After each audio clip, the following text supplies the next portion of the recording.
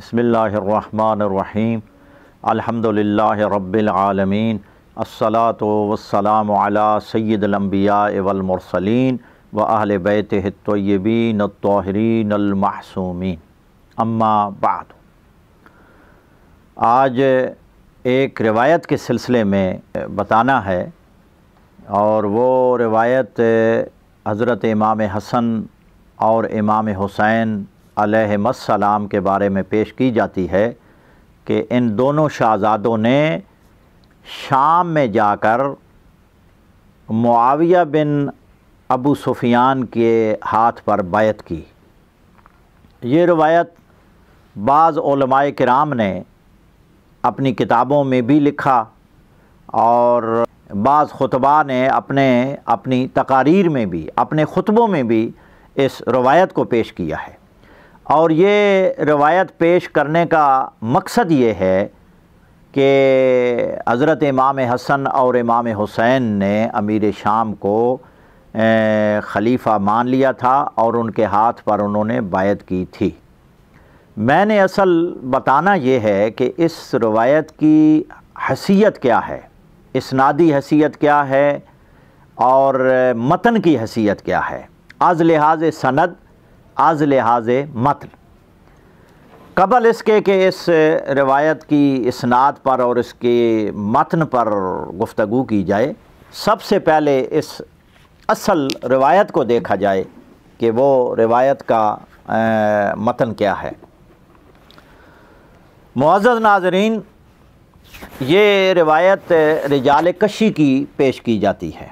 رجال کشی کے حوالے سے میں پہلے بتا چکا ہوں کہ رجال کشی کے مندرجات کی حیثیت کیا ہے۔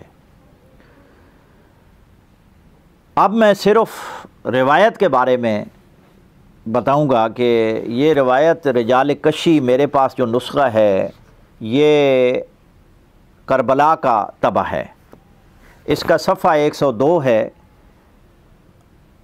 قیس بن سعد بن عبادہ کے حالات میں یہ روایت موجود ہے، اور یہ روایت پوری بما سلسلہ سند کے میں آپ کو سناتا ہوں۔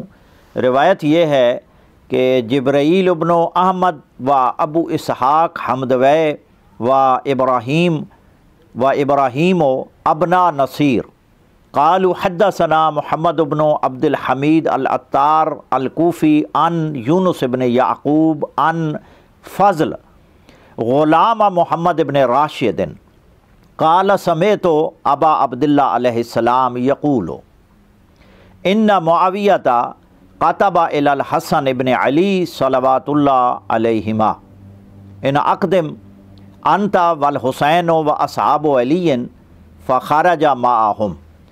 یعنی روایت کا مطلب یہ ہے کہ معاویہ بن ابو سفیان نے امام حسن مجتبیٰ علیہ السلام کو یہ خط لکھا کہ آپ اور آپ کے بھائی حسین اور حضرت علی کے اصحاب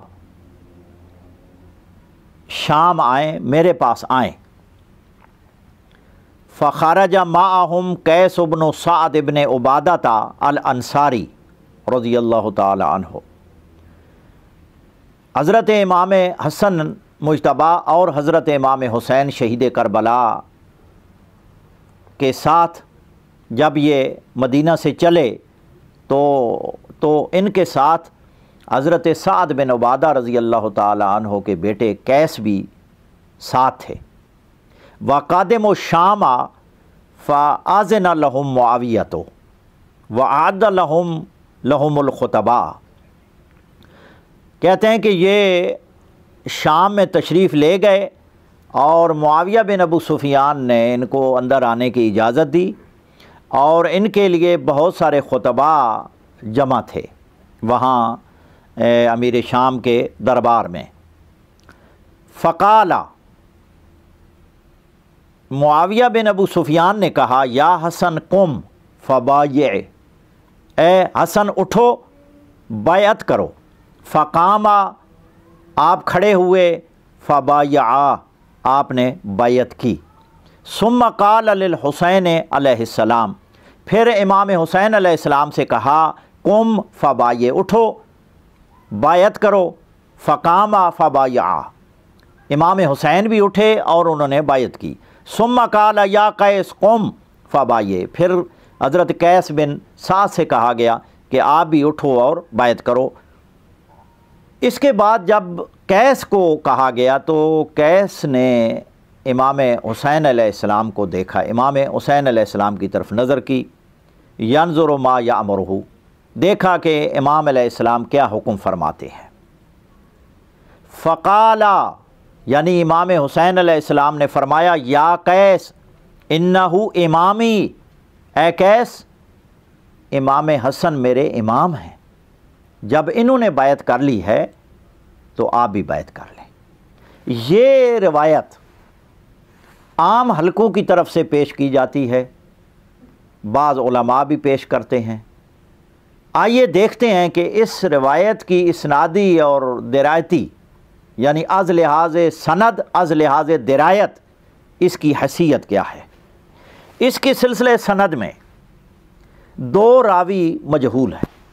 اب یہ اصول حدیث کا قاعدہ ہے کہ حدیث کو از لحاظ سند بھی دیکھا جاتا ہے، از لحاظ متن بھی دیکھا جاتا ہے، کیونکہ اصول ہے کہ صحت السند لا یستلزم صحت المتن۔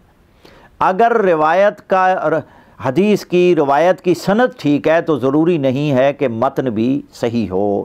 سند صحیح ہو سکتی ہے لیکن متن منکر ہو سکتا ہے۔ اسی طرح سند کے حوالے سے ہم دیکھیں گے کہ اس کی اسنادی حیثیت یہ ہے کہ اس میں 2 راوی مجہول ہیں۔ ایک راوی اس سند میں محمد بن عبد الحمید العطار الکوفی ہے۔ یہ راوی محمد بن عبد الحمید بن سالم عطار کوفی مجہول ہے۔ اس کے بعد دوسرا راوی فضل غلام محمد بن راشد، یہ بھی مجہول ہے۔ اس کی نہ مدح کی گئی ہے نہ ہی مذمت کی گئی ہے، یعنی اس کے حالات کتب رجال میں موجود نہیں ہیں، نہ ان کی توثیق ہے اور نہ ہی ان پر جرح کی گئی ہے، یعنی مجہول ہیں۔ تو یہ میرے سامنے ایت اللہ العظمی آقا سید ابو القاسم خوئی قدس سرہ الشریف کی کتاب معجم رجال الحدیث جو 37 جلدوں پر مشتمل ہے، اس کا خلاصہ ان کے شاگرد نے المفید من معجم رجال الحدیث کے نام سے لکھا ہے۔ ان دونوں راویوں کے بارے میں اس کتاب کے صفحہ 458، 540 اور 541 پہ ان کے بارے میں لکھا ہے کہ یہ دونوں مجہول ہیں، اور باقی بھی رجال کی کتابوں میں ان کے بارے میں، یعنی نقد الرجال، رجال شیخ طوسی، باقی کتابوں میں بھی ان دونوں راویوں کی توثیق موجود نہیں ہے، ان کو مجہول لکھا گیا ہے۔ تو لہٰذا روایت از لحاظ سند مخدوش ہے، باطل ہے۔ اس کے بعد یہ بعض کتابوں میں فضل کے بجائے فضیل لکھا گیا ہے، یہ اشتباہ ہے، تسامح ہے، اصل نام اس کا فضل ہے، فضل ہی صحیح ہے۔ تو اسی وجہ سے مغالطے میں بعض نے یعنی تسامح کر دیا ہے، اور اصل نام جو ہے اس کا فضل ہی ہے۔ ایک تو یہ ہے کہ از لحاظ سند یہ روایت مجہول ہے۔ اس کے بعد جو متن ہے، متن درایتاً متن ٹھیک نہیں ہے، کیونکہ صلح کا معاملہ کوفہ میں ہوا۔ اس روایت میں الفاظ ہیں وقادم الشام، حضرت امام حسن، حضرت امام حسین علیہم السلام اور حضرت قیس بن سعد شام گئے۔ امام حسن امام حسین کا شام میں جانا ثابت نہیں ہے، صحیح تاریخ صحیح روایات میں ان دونوں کا شام میں جانا ثابت نہیں ہے۔ صلح کا معاملہ جو ہے وہ کوفہ میں ہوا، اور کوفہ میں مصالحت ہوئی ہے، بیعت نہیں ہوئی، اور اس میں شرائط طے کی گئیں، اور وہ تمام کتب تاریخ میں اور مستند روایات میں وہ شرائط موجود ہیں کہ جو دونوں کے مابین یعنی مصالحت میں شرائط پیش کی گئی تھیں۔ یہ الگ موضوع ہے کہ مصالحت امام حسن مجتبیٰ نے کیوں کی، اس کے بھی علل و اسباب امام علیہ السلام نے متعدد مقامات پر بیان فرمائے ہیں۔ اصل میرا مقصد ہے اس روایت کے متن پر اور سند پر نظر کرنا۔ تو لہٰذا معاملہ یعنی کوفہ میں ہوا۔ دوسرا یہ ہے کہ درایتاً صحیح نہیں کہ کوفہ میں معاویہ بن ابو سفیان کئی دن کوفہ میں رہے، تو لہٰذا انہوں نے وہیں پہ کوفہ ہی میں یہ صلح کا معاملہ ہوا ہے، شام میں جانا ثابت نہیں ہے۔ اس کے بعد یہ ہے متن جو ہے صحیح روایات کے خلاف ہے، کیونکہ امام حسن مجتبیٰ شام میں جا کر یا کوفہ میں بیعت نہیں کر سکتے۔ انہوں نے اپنے متعدد خطبوں میں اپنا نقطہ نظر بیان کیا ہے۔